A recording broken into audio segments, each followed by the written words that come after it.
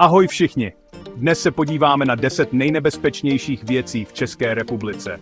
Připravte se na pořádnou dávku adrenalinu. I když je Česká republika obecně považovaná za bezpečnou zemi, existují zde i skrytá nebezpečí, která by se neměla brát na lehkou váhu. Od majestátních hor po hluboké lesy nebezpečí číhá i v té nejkrásnější přírodě. V tomto videu prozkoumáme 10 největších hrozeb, na které si musíte dát v České republice pozor. Ukážeme si, kde se s nimi můžete setkat, jak se jim vyhnout a co dělat, pokud se ocitnete v nebezpečí. Takže se pohodlně usaďte, vezměte si popcorn a pojďme se společně podívat na temnější stránku české krásy. I když je setkání s medvědem v České republice spíše vzácností, Šumava a Beskydy jsou domovem malé populace těchto majestátních šelem. Medvědi jsou plachá zvířata a většinou se lidem vyhýbají. Nicméně, pokud se cítí ohroženi, zejména pokud brání svá mláďata, můžou být velmi nebezpeční. Proto je důležité dbát na opatrnost, zejména v oblastech, kde se medvědi vyskytují. Při pohybu v lese se doporučuje dělat hluk, abyste medvěda včas upozornili na vaši přítomnost. Nikdy se nepřibližujte k medvědovi, který se chová neklidně, a nikdy se nesnažte se mu přiblížit k mláďatům. V případě setkání s medvědem se doporučuje zachovat klid, pomalu couvat a zvětšovat vzdálenost mezi vámi a zvířetem. Pokud na vás medvěd zaútočí, snažte se chránit si hlavu a krk a použijte pepřový sprej, pokud ho máte.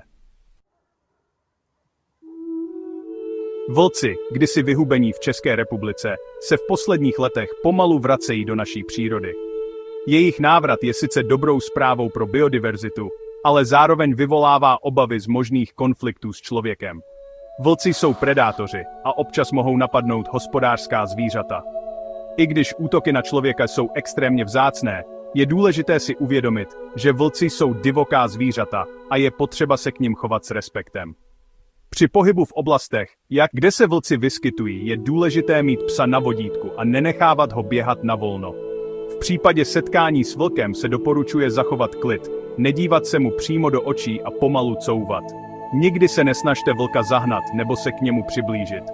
V případě, že se vlk chová agresivně, snažte se udělat hluk, zvětšit svůj objem a zahnat ho. Zmije obecná je jediným jedovatým hadem, který se v České republice vyskytuje. I když její jed není pro zdravého dospělého člověka smrtelný, uštknutí je velmi bolestivé a vyžaduje okamžitou lékařskou pomoc. Zmije se vyskytuje především v lesích, na loukách a v blízkosti vodních ploch. Je aktivní hlavně v noci a za soumraku, ale setkat se s ní můžete i během dne. Při pohybu v přírodě je důležité dávat pozor, kam šlapete, a nosit pevnou obuv. Pokud narazíte na zmiji, nedrážděte ji a nechte ji v klidu odejít. V případě uštknutí je důležité zachovat klid, postižené místo znehybnit a co nejrychleji vyhledat lékařskou pomoc. Česká republika je protkána sítí turistických tras, které lákají k výletům do hor. Horská turistika je skvělý způsob, jak si užít krásy přírody a protáhnout tělo, ale zároveň s sebou nese i určitá rizika. Náhlé změny počasí, obtížný terén a nedostatečná příprava můžou z příjemného výletu udělat boj o přežití. Než se vydáte na túru, je důležité zkontrolovat předpověď počasí, zvolit si trasu odpovídající vašim fyzickým schopnostem a vybavit se vhodným oblečením a vybavením. Nezapomeňte na dostatek tekutin, jídla a nabitý mobilní telefon. V případě zhoršení počasí se snažte co nejrychleji sestoupit do údolí nebo najít úkryt. Pokud se ztratíte, zachovejte klid a volejte horskou službu. Jeskyně lákají dobrodruhy a milovníky tajemna už od pradávna. V České republice se nachází mnoho jeskyních systémů, z nichž některé jsou přístupné i veřejnosti. Při návštěvě jeskyní je však důležité dodržovat bezpečnostní pravidla a dbát pokynů průvodců. Vstup do jeskyní bez průvodce je zakázán a velmi nebezpečný. V jeskyních hrozí riziko pádu, uklouznutí, závalu nebo ztráty orientace. Nebezpečné můžou být i úzké průchody, strmé srázy a vodní plochy. Před vstupem do jeskyně se ujistěte, že máte dostatek světla, pevnou obuv a vhodné oblečení. Nikdy nevstupujte do jeskyní sami a vždy informujte někoho o svém plánovaném návratu. Divoká prasata jsou v České republice stále častějším jevem. Jejich populace se v posledních letech rozrůstá a s tím se zvyšuje i počet konfliktů s člověkem. Divoká prasata můžou být agresivní, zejména pokud chrání svá mláďata, a jejich kly můžou způsobit vážná zranění. Při setkání s divokým prasetem je důležité zachovat klid a pomalu couvat. Nesnažte se ho zahnat ani se k němu přibližovat. V případě, že se prase chová agresivně, snažte se vylézt na strom nebo jinou vyvýšeninu. Pokud na vás prase zaútočí, chraňte si hlavu a krk a použijte pepřový sprej, pokud ho máte. Řeky a potoky jsou nedílnou součástí české krajiny a lákají k osvěžení během horkých letních dnů. Koupání v nich však skrývá i svá rizika. Silné proudy, nečekané peřeje a víry můžou být zrádné i pro zkušené plavce. Nebezpečí představují i studená voda, kluské kameny a podemleté břehy. Před vstupem do vody si vždy ověřte její teplotu a sílu proudu. Nikdy nevstupujte do vody sami a nekoupejte se v blízkosti jezů, přehrad a jiných vodních staveb. Děti by se měly koupat pouze pod dohledem dospělých a s použitím plaveckých pomůcek. V zimních měsících se rybníky, jezera a řeky pokrývají ledem a lákají k bruslení, hokeji a dalším zimním radovánkám.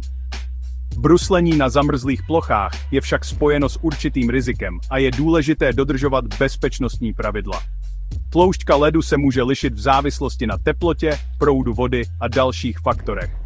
Než vstoupíte na led, ověřte si jeho tloušťku a ujistěte se, že je dostatečně pevný. Nebezpečné jsou zejména místa s tenkým ledem, prasklinami a otvory. Nikdy nevstupujte na led sami a vždy mějte po ruce někoho, kdo vám v případě potřeby pomůže. V případě propadnutí ledem se snažte zachovat klid, nerozbíjet led kolem sebe a snažte se dostat zpět na pevnou zem. Volejte o pomoc a snažte se udržet nad vodou, dokud nedorazí pomoc. Bouřky jsou v České republice poměrně častým jevem, zejména v letních měsících.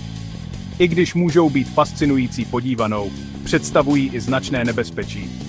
Blesky můžou způsobit požáry, výpadky proudu a vážná zranění, a silný vítr může lámat stromy a strhávat střechy. Při bouřce se snažte co nejrychleji najít úkryt v budově nebo v autě.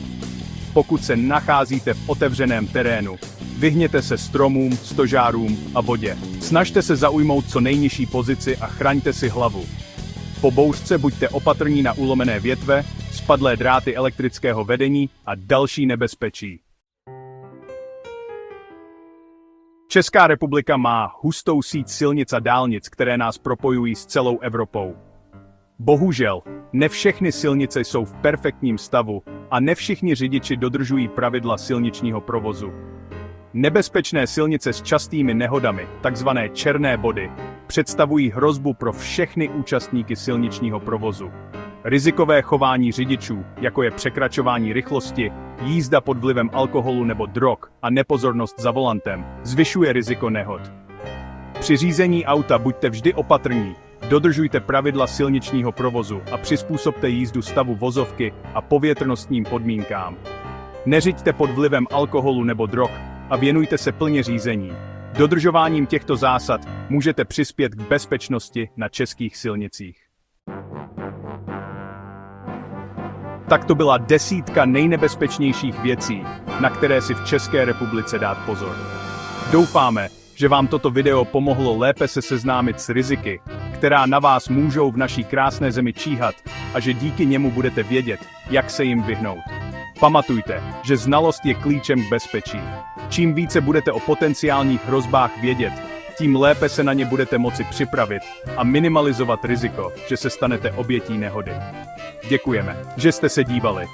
Nezapomeňte dát like a odběr a napište nám do komentářů, jaké další nebezpečné věci v České republice znáte.